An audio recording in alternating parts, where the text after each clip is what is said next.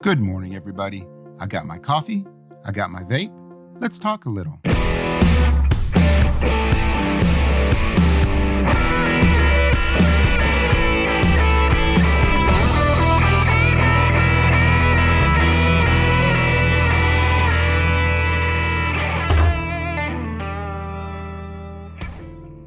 Well, today I want to talk about the right questions. Now, I'm not talking about questions we ask others, which is very important in a different subject, because asking other people questions is the best way to form a connection with them. It's the best way to impress them, and it's the best way to get to know someone better. Today, we're going to talk about the questions we ask ourselves. But before we get started, let's go ahead and take a sip and get our brains ready to go. We're taught all of our lives the importance of having the correct answer. All through school, our parents, it's always ingrained in us that when somebody asks you a question, that you need to have the right answer. If you don't have the right answer, you're either stupid or fill in the blanks. But I have found having the right answer is not as important as having the right question. In fact, how are we supposed to have the correct answer for anything if we don't know the correct question to ask? Most people, I found, only ask the questions that are provided for them, especially with social media. It's what is at the top of the subject. We think about questions that only other people have answered for us and whether are popular. We want to fit in, right? Some of those questions are like, what is the meaning of life? Why are we here? What are you going to do with your life? And what is the airspeed velocity of an unladen swallow? Yeah, my nerd factor just came out. Tony Robbins has said that the quality of your life is determined by the quality of the questions you ask. I feel like the questions where the answers are already provided for us and are popular is comfortable and it's lazy. And the difference between people who enjoy their lives to the fullest and who have the greatest success, they don't stick with those answers. They don't stick with those questions. They're constantly looking for what is the correct question, what is the right question for this particular moment. Well, I was always the kid that asked the tons of questions. I know my parents wanted to say, please just stop asking questions. It can be annoying, but you know what? I was hungry to learn. I wanted to explore the world. I wanted to understand the world. This kind of got me in trouble a lot of times as I grew up. When I went to school, sometimes the teachers didn't have time to answer all these questions. They had a curriculum that they had already figured out that was going to help everybody. And a lot of times they didn't have the time to spend with me by myself. When I started getting into the workforce, asking questions can definitely cause a problem, because it's important for you to follow directions, especially when you're learning. And it can be very aggravating when you're trying to train somebody that has all these questions that aren't related to exactly what you're telling them.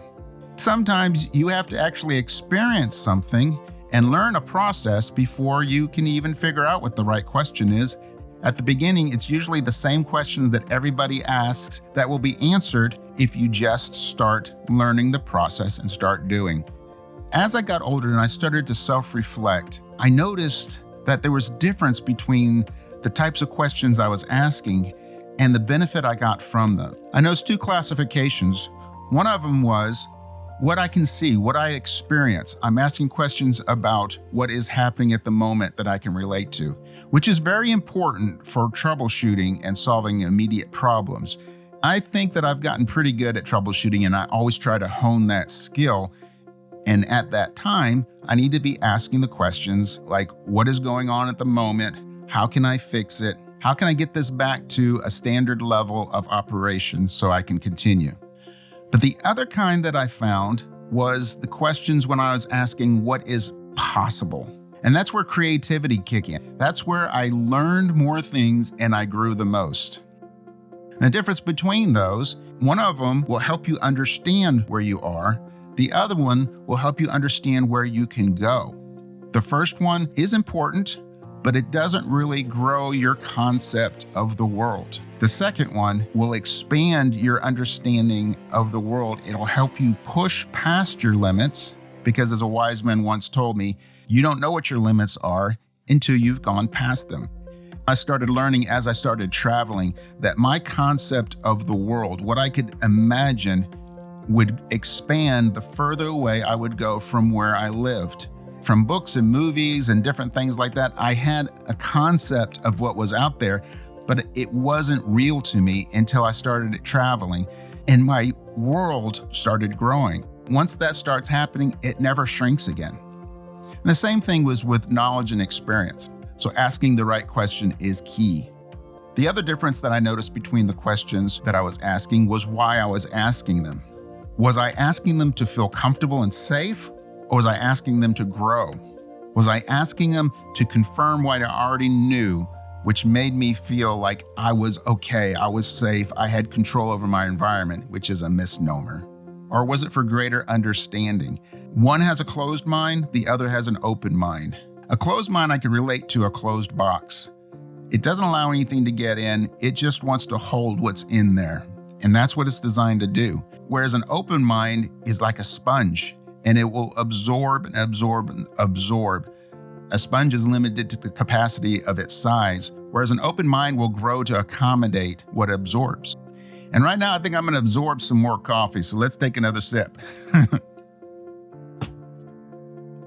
So why does this work? Well, that's a good question. Thank you, Phil. I thought it was a good question. Is it the right question? I don't know. Let's continue and find out.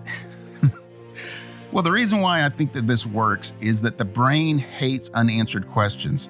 If you answer a question, the brain is going to stop and it's going to move on to something else. So that thing that you asked the question about, that you got the answer about, that stops your learning and exploring it. Whereas if you're focused on the right question, then the brain is going to constantly be trying to think of how it can come up with that answer. It'll seek those answers and it won't stop until it is explored first, all that is known to it. And then from that point, if it doesn't answer the question, then it'll start being creative and thinking, hate to use the phrase, but outside the box. And when it starts doing that, it tends to lead you to places that you never would have gone before. It helps you experience new things. And once your image of the world, as I said, grows with all these new things in it, then it'll never shrink back again. One of my favorite quotes from a movie is from Joe and the Volcano, of all things. It's a pretty good movie, but this one phrase I think is epic. The phrase is that most of the world is asleep and only a few people are awake. And those people live in a state of constant and total amazement. One of my goals in life is to be constantly amazed, and that takes experiencing new things. And I love that time when it's just, ah. And that awe moment right now is going to be some more coffee. I need some. It's an early morning and I got to wake up. So what makes a right question? Well, I'm glad you asked, Phil, because in my opinion and experience, I discovered each question needs to lead to the next question, which means each answer should define and lead you to the next question. If the answer stops, then it's not going to lead. Does that make sense? And again, I'm not saying that it isn't important to have those answers that are complete and answer your question at the moment. That is very important. We're talking about growth here. A lot of times, the obvious question is the best question. I tend to overlook those. I think, oh, that's too obvious. The answer is obvious, and there's no point in me really putting any time into this. And that a lot of times leads to me overcomplicating things, and it misses the answer to the questions. And since I tend not to explore those obvious things, a lot of times I miss the questions that those would have led to. And almost every single time, I have to go back at one point or another, and I have to ask those obvious questions, and I have to learn those obvious things. I think the first thing to knowing how to ask a right question is to understanding why you're asking. Again, are you asking to confirm? We've all had those people who ask those questions, and I have done it so many times that they just want to prove their point. I'm not interested in other people's views. I'm feeling a little insecure with myself and what I know, and I want somebody else to confirm that. And at that point, my own personal biases are going to be a filter for what I'm hearing. One way to tell is if I ask a question and I continue to talk. If I'm asking to understand, I'm going to ask the question and then I'm going to pay attention to the answer. I'm going to think about that answer, and that answer is going to lead me to my next question. Some of the questions that have caused me problems, and I've had to figure out what a better question was for those questions, are how can I do something versus how big can I do it? Now that sometimes gets me in trouble, and I have to kind of tame that because sometimes how can I do this thing is the right question. I'm a sucker for wanting to know how far can I do this? What's the big picture? I like to be a big picture thinker. One of the questions that caused me a lot of issues in my life and led to absolutely no answer was, why is this happening to me? That really isn't a question. That is more of a statement or more of a fit throwing, actually. The better question was, what is causing this and how can I use it to grow? Now, it was a hard one for me to discover. It was even harder for me to implement that, and even harder to make that part of my system and form habits that when I say, why is this happening to me? I automatically switch to, what is causing this? What control do I have over this? And then how can I use this to better myself? Another question I'm sure we've all asked is, why did they do that? Why did that person have to be an idiot? Why did that person cut me off in traffic or try to scam me? And that is a question that I cannot answer because I can only know life from my perspective. I can't really know from another person's perspective. That is actually impossible. I know that's something that a lot of people would find fault with, but I really believe it's true.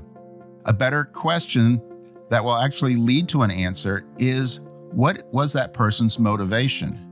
Not only does that help me not to feel powerless, but it also helps me to be able to understand other people. Plus, it keeps me from jumping to a conclusion that would interfere with me having a good relationship with that person, which means less times will I misunderstand a situation and react the wrong way. It is a question that expands my reality. If you've been following along or you know me, I am my worst critic. So one of the biggest questions that I have fought is, why did I screw up? Why did you do that? Which is usually followed by, you're an idiot, you're incompetent. So what is the right question then? For me, it's, how can I do that better? How can I tweak it? How can I practice it? What more do I need to learn? So what are some good questions then, Phil? Well, I can only tell you some questions that work for me, and you can try them out and see if they work for you, but you're really going to have to discover your own questions. It's more of the skill of seeking the right question and knowing it when you find it, more than having the answer given to you. Some of the biggest questions for me is, what skills do I need? What knowledge do I need? How can I acquire those skills? How can I acquire that knowledge? Who can I meet? Who can I build a relationship with that's going to help me to get those?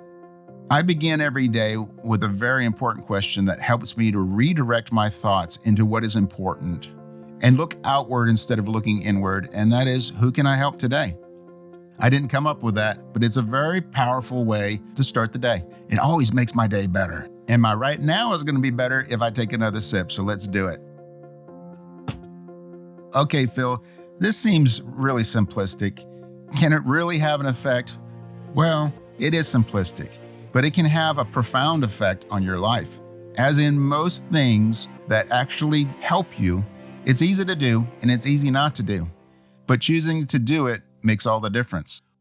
As I was training myself to figure out the right question, to be open to and to be looking for the right question, I actually changed how I saw the world. I changed how I saw me. I changed how I saw my potential. And more importantly, it changed how I saw others and their potential as well. I really do think that this one thing has made the difference between me being a limited thinker, a small thinker, or a big thinker. I enjoy my life so much better being a big thinker, where there are no limits to what I can do and what I can experience. So if you're new to this channel, I hope you can experience all my other videos. How'd you like that? Was that a pretty good segue? I hope you liked this video and it gave some benefit to you. If you did, please consider subscribing if you're not. Please like and think about sharing it with somebody else that you think might also benefit and enjoy from it. Always leave a comment. Let me know your first reaction to this thought of asking the right questions. It's probably not a new concept to you, and I know a lot of you have already experienced this, so also leave your experience. Let's start a conversation. Also, don't forget to hit that ringy-dingy thing so you're notified the next time I make a video. And as always, no matter what tune that life plays you, always find your groove. Thanks for hanging out with me, and I hope I made you think of some good questions. Leave them in the comments, and I'll talk to you later.